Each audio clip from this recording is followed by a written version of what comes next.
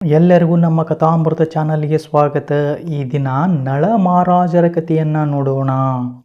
ಜೂಜಾಟದಲ್ಲಿ ದುರ್ಯೋಧನನಿಂದ ಸೋತು ಹೋದ ಧರ್ಮರಾಯನು ಚಿಂತೆಯಲ್ಲಿ ಮಗ್ನನಾಗಿದ್ದಾಗ, ಪಾಂಡವರು ವನವಾಸದಲ್ಲಿದ್ದಾಗ ಅವರ ಹತ್ತಿರ ಬೃಹದೇಶ್ವರ ಎಂಬ ಮುನಿಗಳು ಬಂದರು. ಅವರನ್ನು ಧರ್ಮರಾಯ ಆದರದಿಂದ ಬರಮಾಡಿಕೊಂಡು ಸತ್ಕರಿಸಿದ. ಆಗ ಧರ್ಮರಾಯ ಮುನಿಗಳಿಗೆ ಹೇಳ್ತಾನೆ, ಹೇ ಮುನಿಗಳೇ, ನನ್ನಂತೆ ಮೂರ್ಖತನದಿಂದ ಜೂಜಾಟದಲ್ಲಿ ರಾಜ್ಯವನ್ನು ಸೋತು ಕಾಡಿಗೆ ಹೊರಟು ಹೋದವರು ಯಾರೂ ಇರಲಿಕ್ಕಿಲ್ಲ ಅಂತ ಬೇಸರದಿಂದ ಹೇಳಿದ ಅವನು. ಆಗ ಮುನಿಗಳು ಧರ್ಮರಾಯನಿಗೆ ಧೈರ್ಯ ತುಂಬಲು ನಳ ದಮಯಂತಿ ಅನುಭವಿಸಿದ ಕಷ್ಟದ ಕಥೆಯನ್ನು ಹೇಳಲು ಶುರು ಮಾಡಿದರು. ಹೇ ಧರ್ಮರಾಯ, ಹಿಂದೆ ನಿನ್ನಂತೆ ನಿಷಧ ದೇಶದಲ್ಲಿ ನಳ ಎಂಬ ಚಕ್ರವರ್ತಿ ಜೂಜಾಟ ಆಡಿ ತನ್ನ ರಾಜ್ಯವನ್ನು ಕಳೆದುಕೊಂಡಿದ್ದ. ನಳ ಚಕ್ರವರ್ತಿ ವೀರಸೇನ ರಾಜನ ಮಗ.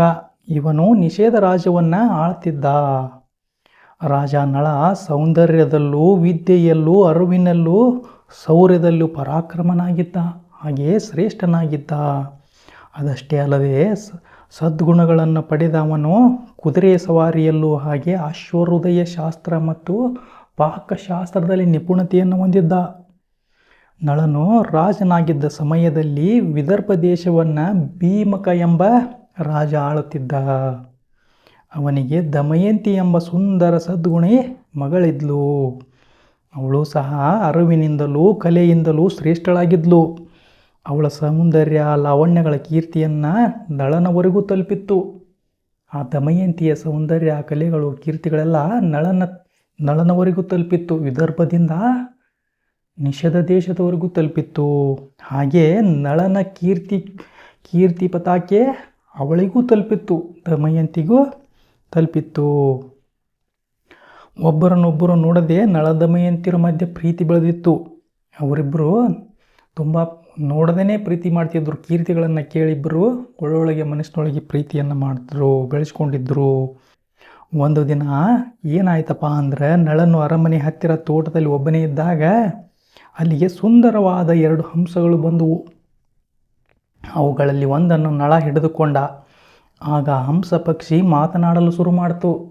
ಆಗ ನಳನಿಗೆ ಆಶ್ಚರ್ಯ ಆಯಿತು. ಏನಪ್ಪ ಇದು, ಹಂಸ ಪಕ್ಷಿ ಮಾತನಾಡಲು ಶುರು ಮಾಡ್ತಾ ಅಂತಂದು ಅವನಿಗೆ ಆಶ್ಚರ್ಯ ಆಯಿತು. ಆಗ ಹಂಸ ಪಕ್ಷಿ ಮಾತನ್ನು ಕೇಳಿ ನಳ ಮಹಾರಾಜ ಆಶ್ಚರ್ಯದಿಂದ ಅವನು ಹಿಂಗೆ ಆಲಿಸ್ತಾ ಇದ್ದ. ಆಗ ಹಂಸ ಪಕ್ಷಿ ಹೇಳ್ತವನಿಗೆ, ಹೇ ರಾಜನೇ, ನನ್ನನ್ನು ಬಿಟ್ಟು ಬಿಡು, ನನ್ನ ಇನಿಯನ ಜೊತೆ ಹೋಗಬೇಕು ಅಂತ ಕೇಳಲು ಶುರು ಮಾಡ್ತು.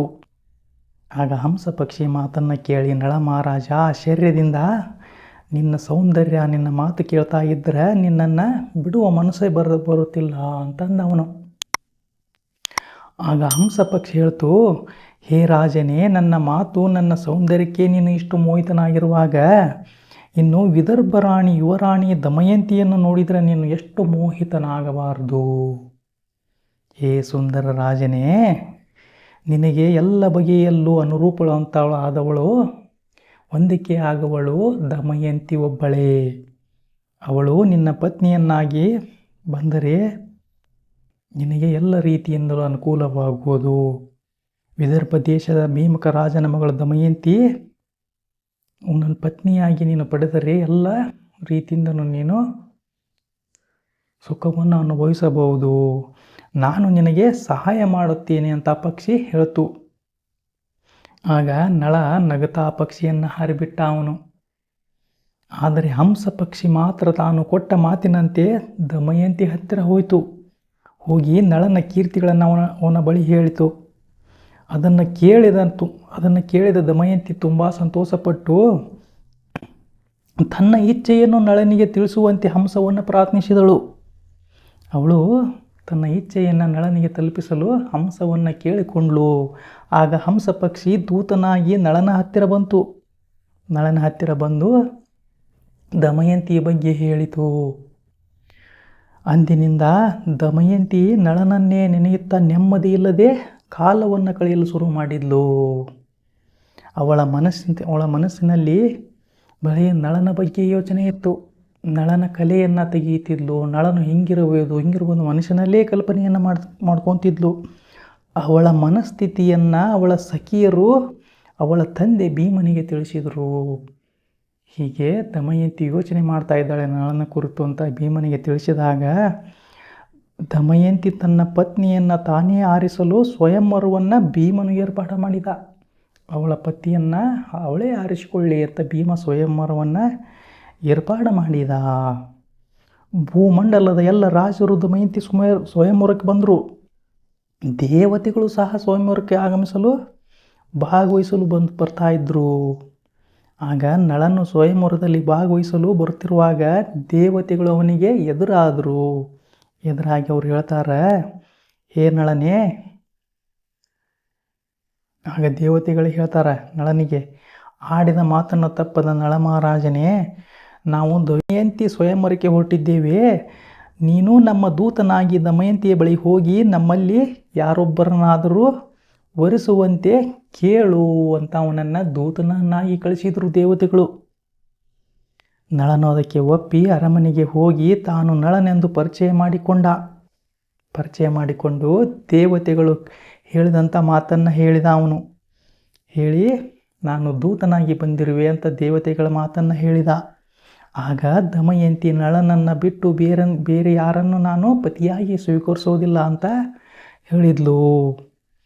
ದಮಯಂತಿ ಹೇಳಿದ ಸಮಾಚಾರವನ್ನು ನಳನು ದೇವತೆಗಳಿಗೆ ಮುಟ್ಟಿಸಿದ. ಮತ್ತೆ ಬಂದು ಅವನು ದೇವತೆಗಳಿಗೆ ಹೇಳಿದ. ಸ್ವಯಂವರ ಪ್ರಾರಂಭವಾಯಿತು. ದಮಯಂತಿ ಕೈಯಲ್ಲಿ ಮಾಲೆಯನ್ನು ಹಿಡಿದು ಮಂಟಪಕ್ಕೆ ಬಂದ್ಲು. ಅಲ್ಲಿದ್ದ ಮಂತ್ರಿ ಒಬ್ಬ ದಮಯಂತಿಗೆ ಅಲ್ಲಿದ್ದ ಎಲ್ಲ ರಾಜರನ್ನು ಪರಿಚಯ ಮಾಡಿಕೊಡ್ತಾ ಇದ್ದ. ಆಗ ರೂಪದಲ್ಲಿ ನಳನಂತೆ ಇರುವ 5 ನೋಡಿ ದಮಯಂತಿಗೆ ಗೊಂದಲ ಆಯಿತು. ಅಲ್ಲಿ ನಳನನ್ನು ಸೇರಿ 6 ಮಂದಿ ಒಂದೇ ಥರ ಇದ್ದರು. ಅವಳು ದೇವತೆಗಳನ್ನು ತಾನು ನಳನಲ್ಲದೆ ಬೇರೆ ಯಾರನ್ನು ವಿವಾಹ ಆಗುವುದಿಲ್ಲ ಅಂತ ಕೇಳಿಕೊಂಡ್ಳು. ಹಾಗೆಯೇ ದೇವತೆಗಳ ರೆಪ್ಪೆ ಮುಚ್ಚದ ಕಣ್ಣುಗಳು, ಬಾಡದ ಹೂಗಳು, ನೆಲವನ್ನು ಮುಟ್ಟದ ಕಾಲುಗಳನ್ನು ನೋಡಿ ದಮಯಂತಿ ಇವರು ದೇವತೆಗಳು ಅಂತ ತಿಳಿದುಕೊಂಡು ಅಲ್ಲಿದ್ದ ನಿಜವಾದ ನಳನನ್ನು ಕಂಡುಹಿಡಿದು ಅವನಿಗೆ ಮಾಲೆಯನ್ನು ಹಾಕಿದ್ಲು. ದೇವತೆಗಳು ದಮಯಂತಿಯ ದೃಢ ನಿಶ್ಚಯವನ್ನು ಕಂಡು ಆಶ್ಚರ್ಯಚಕಿತರಾದರು. ಹಾಗೆ ದೇವತೆಗಳು ಸಂತೋಷಗೊಂಡು ನಳನಿಗೆ 8 ವರಗಳನ್ನು ಕೊಟ್ಟು ಅಲ್ಲಿಂದ ಹೊರಟು ಹೋದರು. ನಳ ದಮಯಂತಿರ ವಿವಾಹ ಸಂಭ್ರಮದಿಂದ ಆಯಿತು. ಭೀಮರಾಜನು ಸಂಭ್ರಮದಿಂದ ನಳ ದಮಯಂತಿರ ವಿವಾಹವನ್ನು ಮಾಡಿಕೊಟ್ಟ. ವಿದರ್ಭ ದೇಶದಲ್ಲಿ ಕೆಲವು ದಿನಗಳ ಇದ್ದು ನಳನು ದಮಯಂತಿಯೊಂದಿಗೆ ನಿಷಧ ದೇಶಕ್ಕೆ ಬಂದು ಚೆನ್ನಾಗಿ ರಾಜಭಾರವನ್ನು ಮಾಡಲು ಪ್ರಾರಂಭ ಮಾಡಿದ. ಅವನಿಗೆ ಇಂದ್ರಸೇನ ಎಂಬ ಮಗಳು ಹುಟ್ಟಿದರು. ದೇವತೆಗಳು ಸ್ವಯಂವರವನ್ನು ಮುಗಿಸಿಕೊಂಡು ದೇವಲೋಕಕ್ಕೆ ಹಿಂದಿರುಗುವಾಗ ಕಲಿದೇವ ಅವರಿಗೆ ಭೇಟಿಯಾದ. ದೇವತೆಗಳು ತಾವು ದಮಯಂತಿ ಸ್ವಯಂವರಕ್ಕೆ ಹೋಗಿ ಬಂದಿರುವುದಾಗಿ ತಿಳಿಸಿದರು ಅವರು. ಆದರೆ ಕಲಿಯು ತಾನು ದಮಯಂತಿಯನ್ನು ಮದುವೆ ಹಾಗೇ ಆಗ್ತೇನೆ ಅಂತಂದು ದೇವತೆಗಳಿಗೆ ಹೇಳಿದ. ಆಗ ಸ್ವಯಂವರ ಹಾಗೇ ಹೋಯ್ತಲ್ಲ ಅಂತಂದು ಇಂದ್ರನು ನಕ್ಕ. ಇನ್ನೇನು ದಮಯಂತಿಯನ್ನು ನೀನು ಒರೆಸುವೆ, ಸ್ವಯಂವರ ಆಯಿತು, ನಳನು ಅವಳನ್ನು ಒರೆಸಿದ ಅಂತ ಇಂದ್ರ ಹೇಳಿ ನಕ್ಕ. ಅದು ಕಲಿಗೆ ಅವಮಾನ ಆಯಿತು. ದೇವತೆಗಳು ಹೋದ ನಂತರ ಕಲಿಯು ಮನುಷ್ಯನಲ್ಲಿ ಅಂದುಕೊಳ್ತಾನೆ, ನನ್ನಿಂದ ಈ ಅವಮಾನವನ್ನು ಸಹಿಸಿಕೊಳ್ಳಲು ಸಾಧ್ಯವಿಲ್ಲ. ನಾನು ನಳನ ಒಳಗೆ ಪ್ರವೇಶಿಸಿ ಮಹಾರಾಜ ಪದವಿಯನ್ನು ಅವನಿಂದ ಕಿತ್ತುಕೊಳ್ತೇನೆ. ದಮಯಂತಿಯೊಂದಿಗೆ ಅವನು ಸಂತೋಷವಾಗಿ ಇರಬಾರದು. ಅವನಿಗೆ ನರಕವನ್ನು ತೋರಿಸ್ತೇನೆ ಅಂತ ಪಣ ತೊಟ್ಟ ಅವನು. ನಂತರ ಕಲಿಯು ಪುಷ್ಕರನ ಬಳಿ ಹೋಗಿ ನೀನು ನಳನೊಂದಿಗೆ ಜೂಜಾಡಬೇಕೆಂದು ಪ್ರೇರೇಪಿಸಿದ. ಈ ಪುಷ್ಕರ ನಳನ ಮಲ ಸಹೋದರ ಆಗಿದ್ದ. ಅವನು ದಾಯಾದಿಯಾಗಿದ್ದ. ನಾನು ನಿನಗೆ ಜಯ ಬರುವಂತೆ ಮಾಡುತ್ತೇನೆ ಎಂದು ಕಲಿ ಆ ಪುಷ್ಕರನನ್ನು ಪ್ರೇರೇಪಿಸಿದ. ನಿಷೇಧ ರಾಜ್ಯವನ್ನು ಕಸಿದುಕೊಂಡು ನಿನಗೆ ಕೊಡ್ತೇನೆ ಅಂತ ಹೇಳಿದ ಅವನಿಗೆ. ಒಮ್ಮೆ ಕಲಿಯು ನಳನ ಕಾಲಿನ ಉಂಗುರಗಳ ಮೂಲಕ ಅವನ ಪ್ರವೇಶ ಮಾಡಿದ. ನಳನ ಒಳಗೆ ಪ್ರವೇಶಿಸಿದ. ಪುಷ್ಕರನು ನಳನನ್ನು ಜೂಜಾಟ ಆಡುವಂತೆ ಬಲವಂತ ಮಾಡಿದ. ನಳನು ಇದಕ್ಕೆ ಒಪ್ಪಿಕೊಂಡು ಯಾರು ಹೇಳಿದರೂ ಕೇಳದೆ ಜೂಜಿನಲ್ಲಿ ರಾಜ್ಯ ಆಭರಣ ಎಲ್ಲ ಸಂಪತ್ತನ್ನು ಕಳೆದುಕೊಂಡ. ಅವನು ಎಲ್ಲವನ್ನು ಕಳೆದುಕೊಂಡ ನಳನಿಗೆ ಯಾರೂ ಸಹಾಯ ಮಾಡಬಾರದೆಂದು ಪುಷ್ಕರ ಆಜ್ಞೆ ಮಾಡಿ ರಾಜ್ಯದಿಂದ ಹೊರಹಾಕಿದ. ನಳನು ದಮಯಂತಿಯೊಡನೆ ಕಾಡಿಗೆ ಹೊರಟ. ಅವನ ಇಬ್ಬರ ಮಕ್ಕಳು ಅಜ್ಜ ಭೀಮನಲ್ಲಿಗೆ ಹೋದರು. ಅವರು ವಿದರ್ಭ ದೇಶಕ್ಕೆ ಹೋದರು. ಒಂದು ದಿನ ನಳನು ದಮಯಂತಿಯನ್ನು ಒಂಟಿಯಾಗಿ ಕಾಡಿನಲ್ಲಿ ಬಿಟ್ಟು ಹೊರಟು ಹೋದ. ಅವನು ಕಾಡಿನಲ್ಲಿ ಹೋಗುವಾಗ ದಮಯಂತಿಗೆ ತೊಂದರೆ ಆಗಬಾರದು ಅಂತ ದಮಯಂತಿಯನ್ನು ಬಿಟ್ಟು ಹೊರಟು ಹೋದ. ದಮಯಂತಿ ಹಲವು ಕಷ್ಟಗಳನ್ನು ಅನುಭವಿಸಿದ್ಲು. 3 ದಿವಸ ನಂತರ ಚೇದಿ ದೇಶದ ಅರಮನೆಯನ್ನು ಸೇರಿ ಅಲ್ಲಿಯ ರಾಜನ ತಾಯಿ ಆಶ್ರಯನ್ನು ಪಡೆದಳು.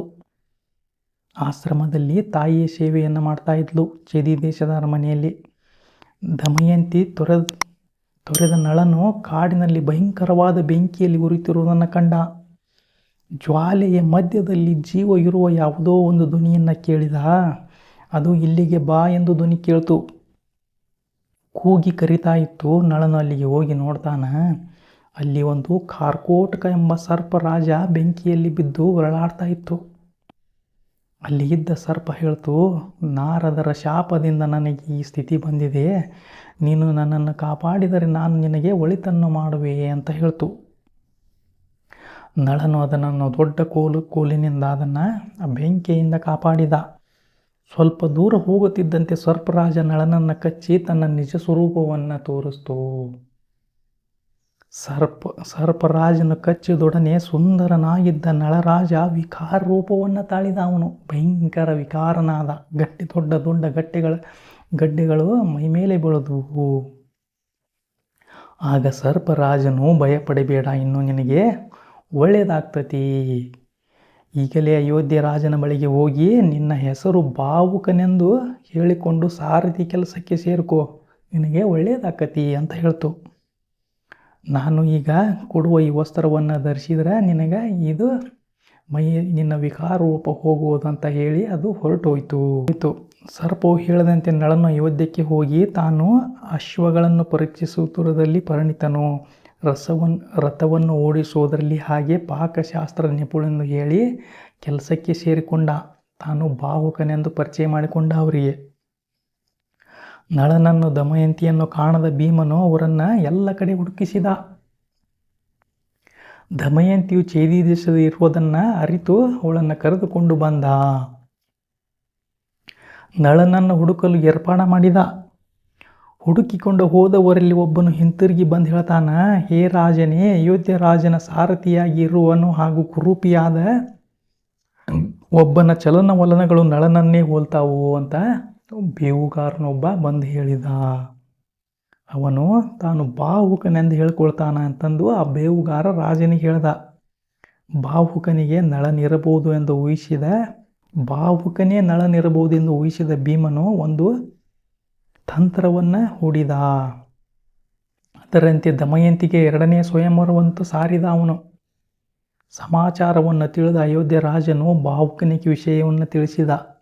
ಹಾಗೆ ಒಂದು ರಾತ್ರಿಯಲ್ಲಿ ವಿದರ್ಭ ಸೇರಿಸಲು ಕುದುರೆಯನ್ನು ಆರಿಸಿ ತಂದು ರಥವನ್ನು ಕಟ್ಟಬಂದ. ಇದನ್ನು ಕೇಳಿದ ಭಾವುಕನು ಆಶ್ಚರ್ಯಗೊಂಡ. ರಥದಲ್ಲಿ ಕುಂತ ರಾಜನಿಗೆ ಆಶ್ಚರ್ಯ. ಅಷ್ಟು ವೇಗವಾಗಿ ಓಡುವ ಕುದುರೆಗಳನ್ನು ನೋಡಿ ಅವನು ಒಳ್ಳೊಳ್ಳೆ ಕುದುರೆಗಳನ್ನು ಕಟ್ಟಿದ್ದ. ನಳ ಭಾವುಕ ಆಗಿದ್ದಲ್ಲ ನಳನ, ಅವನು ಒಳ್ಳೊಳ್ಳೆ ಕುದುರೆ ಹೃದಯ ಹೊಂದಿದ್ದಕ್ಕೆ ಒಳ್ಳೆ ಕುದುರೆಯನ್ನು ಕಟ್ಟಿದ್ದಲ್ಲ. ಅದ್ರ ರಥ ಎಷ್ಟು ವೇಗವಾಗಿ ಓಡ್ತಿತ್ತು ಅಂದರೆ ಅದು ತುಂಬ ವೇಗವಾಗಿ ನೋಡ್ತಿತ್ತು. ಹಾಗೆ ಅದರಲ್ಲಿ ಕುಳಿತ ಅಯೋಧ್ಯ ರಾಜನಿಗೆ ಆಶ್ಚರ್ಯವಾಯಿತು, ಏನಿದು ಅಂತಂದು. ಆಗ ನಳನ ಒಳಗೆ ಅವನು ನಳನಿಗೆ ಹೇಳ್ತಾನೆ, ಭಾವುಕನೇ, ನಾನು ನಿನಗೆ ನೀನು ನನಗೆ ಅಶ್ವಹೃದಯ ವಿದ್ಯೆಯನ್ನು ಬೋಧಿಸು, ನಾನು ನಿನಗೆ ದ್ಯೂತ್ಯ ವಿದ್ಯೆಯನ್ನು ಬೋಧಿಸುವೆ ಅಂತ ಹೇಳಿದ. ಆಗ ಒಪ್ಪಿಕೊಂಡ ಭಾವುಕ. ಇಬ್ಬರೂ ತಮ್ಮ ವಿದ್ಯೆಯನ್ನು ಬದಲಾಯಿಸಿಕೊಂಡರು. ಆಗ ನಳನ ಒಳಗೆ ಇದ್ದ ಕಲಿ ದ್ಯೂತ್ಯ ವಿದ್ಯೆ ಪ್ರಭಾವದಿಂದ ಅಲ್ಲಿ ಬಿಟ್ಟು ಹೋದ. ಅವನು, ನಿನಗೆ ಯಾವಾಗ ದ್ಯೂತ್ಯ ವಿದ್ಯೆ ಬರುವುದು ಆಗ ನಾನು ನಿನ್ನನ್ನು ಬಿಟ್ಟು ಹೋಗುವೆ ಅಂತ ಮೊದಲೇ ಕಲಿ ಹೇಳಿದ್ದ. ದ್ಯೂತ್ಯ ವಿದ್ಯೆ ಅಂದರೆ ಜೂಜಾಟ ಆಡುವ ಕಲೆ. ಅದು ನಿನಗೆ ಯಾವಾಗ ಬರುತ್ತಲ್ಲ ಆವಾಗ ನಿನ್ನನ್ನು ಬಿಟ್ಟು ಹೋಗ್ತೇನೆ ಅಂದದ್ದ. ಅದರಂತೆ ನಳನಿಗೆ ಆ ವಿದ್ಯೆ ಬಂದ ತಕ್ಷಣವೇ ಕಲಿ ಬಿಟ್ಟು ಹೋದ.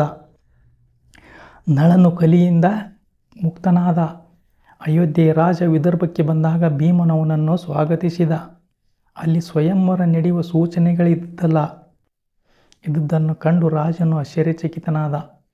ಭಾವುಕನ ವೇಷದಲ್ಲಿ ಬಂದಿರುವುದು ನಳನೆಂದು ತಿಳಿಯಲು ದಮಯಂತಿ ತನ್ನ ಎರಡೂ ಮಕ್ಕಳನ್ನು ಕರೆದುಕೊಂಡು ಹೋಗಿ ತಿಳಿದುಕೊಂಡು ಬಾ ಅಂತ ತನ್ನ ಸಖಿಯರಿಗೆ ಹೇಳಿದ್ಲು. ಸಖಿಯಲ್ಲಿಗೆ ಹೋಗಿ ಭಾವುಕನ ಚಲನವಲನಗಳನ್ನು ಸೂಕ್ಷ್ಮವಾಗಿ ಗಮನಿಸಿದ್ಲು. ನಳನು ತನ್ನ ಮಕ್ಕಳನ್ನು ನೋಡಿ ಬಹಳ ಸಂತೋಷಗೊಂಡು ಮುದ್ದಿಸುವುದನ್ನು ನೋಡಿದ್ಲು. ನೋಡಿ ಸಖಿಯು ಅವನ ಭಾವನೆ ವರ್ತನೆಗಳನ್ನು ತಿಳಿದುಕೊಂಡು ಅಲ್ಲಿ ನಡೆದದ್ದನ್ನು ದಮಯಂತಿಗೆ ಬಂದು ಹೇಳ್ತಾಳ. ಹೆತ್ತವರ ಅನುಮತಿಯನ್ನು ಪಡೆದ ದಮಯಂತಿ ಏನು ಮಾಡ್ತಾಳಪ್ಪ ಅಂದ್ರೆ ಭಾವುಕನಾದ ನಳನನ್ನು ತನ್ನ ಪಟ್ಟಣಕ್ಕೆ ಬರಮಾಡಿಕೊಂಡ್ಳು. ತನ್ನ ಸ್ಥಿತಿಯನ್ನು ನಡರಾತ್ರಿಯಲ್ಲಿ ತನ್ನ ಪತಿ ಕಾಡಿನಲ್ಲಿ ಬಿಟ್ಟು ಹೋದ ಘಟನೆಗಳನ್ನು ಅವನಲ್ಲಿ ವಿವರಿಸಿ ಕಣ್ಣೀರಿಡ್ತಾಳೆ. ನಳನೂ ಕಣ್ಣೀರಿಡ್ತಾನೆ. ಅದನ್ನು ಕೇಳಿ ತಾನು ಯಾವ ತಪ್ಪನ್ನು ಮಾಡಲಿಲ್ಲ ಒಂದು ಎಲ್ಲವೂ ಕಲಿಯ ಪ್ರಭಾವವೆಂದು ನಳ ಹೇಳಿದ. ನಾಥ ತಮ್ಮನ್ನು ಕಂಡು ಹಿಡಿಯುವುದಕ್ಕಾಗಿಯೇ 2ನೇ ಸ್ವಯಂವರ ಅಂತ ಘೋಷಿಸಿದ್ದೆ. ನಾವು ಯಾವ ಪಾಪವನ್ನು ಮಾಡಿಲ್ಲ ಅಂತ ದಮಯಂತಿ ವಿವರಿಸಿದ್ಲು. ಅವಳು ಹಾಗೆ ಹೇಳ್ತಿರುವಾಗ ಆಕಾಶದಿಂದ ವಾಯುದೇವನು ದಮಯಂತಿಯನ್ನು ಕೊಂಡಾಡಿದ. ಅದೇ ಸಮಯದಲ್ಲಿ ಆಕಾಶದಿಂದ ಹೂಮಳೆ ಸುರಿಯಿತು. ತದನಂತರ ನಳನು ಹಿಂದೆ ಸರ್ಪರಾಜನಾದ ಕಾರ್ಕೋಟಕನು ಕೊಟ್ಟ ವಸ್ತ್ರವನ್ನು ಧರಿಸಿದ. ಅವನಿಗೆ ಮರಳಿ ತನ್ನ ಸೌಂದರ್ಯ ಬಂತು. ಆಗ ಅವನು ತನ್ನ ಹಳೆಯ ಸುಂದರ ರೂಪವನ್ನು ಪಡೆದ. ಅಯೋಧ್ಯ ರಾಜನು ಇವರನ್ನು ಆಶೀರ್ವದಿಸಿದ. ಕೆಲವು ಕಾಲ ಇಬ್ಬರು ವಿದರ್ಭದಲ್ಲಿ ಇದ್ದು ನಂತರ ನಳನು ಸೈನಿಕರೊಡನೆ ನಿಷೇಧ ದೇಶಕ್ಕೆ ಹೋಗಿ ಅಲ್ಲಿ ಪುಷ್ಕರನ ಜೊತೆ ಜೂಜಾಡಿ ರಾಜ್ಯವನ್ನು ಗೆದ್ದು ರಾಜ್ಯದ ಒಂದು ಭಾಗವನ್ನು ಪುಷ್ಕರನಿಗೆ ಸಹ ಕೊಟ್ಟು ಅವನನ್ನು ಕ್ಷಮಿಸಿದ. ನಂತರ ದಮಯಂತಿ ಮಕ್ಕಳೊಡನೆ ನಳನು ಬಹಳ ವೈಭೋಗದಿಂದ ರಾಜ್ಯಭಾರವನ್ನು ಮಾಡಿದ. ಪತಿಭಕ್ತಿಯ ದಮಯಂತಿಯನ್ನು ಕಾಪಾಡಿತು. ಧರ್ಮವೇ ನಳನನ್ನು ರಕ್ಷಿಸಿತು. ಒಬ್ಬನ ಮನಸ್ಥೈರ್ಯ ಸಹನೆಯನ್ನು ಪರೀಕ್ಷಿಸುವುದಕ್ಕಾಗಿ ಶೋಧನೆಗಳು ಬರ್ತಾವೆ. ಅವುಗಳನ್ನು ಎದುರಿಸಿ ಧೈರ್ಯದಿಂದ ಮುಂದೆ ನಡೆಯಿರಿ ಅಂತ ಹೇಳಿದರು. ಏನು ಬೃಹದೇಶ್ವರ ಮುನಿಗಳು ಬಂದಿದ್ರಲ್ಲ, ಎಲ್ಲ ಕಥೆಯನ್ನು ಹೇಳಿ ಪಾಂಡವರಿಗೆ ಧೈರ್ಯವನ್ನು ತುಂಬಿದರು.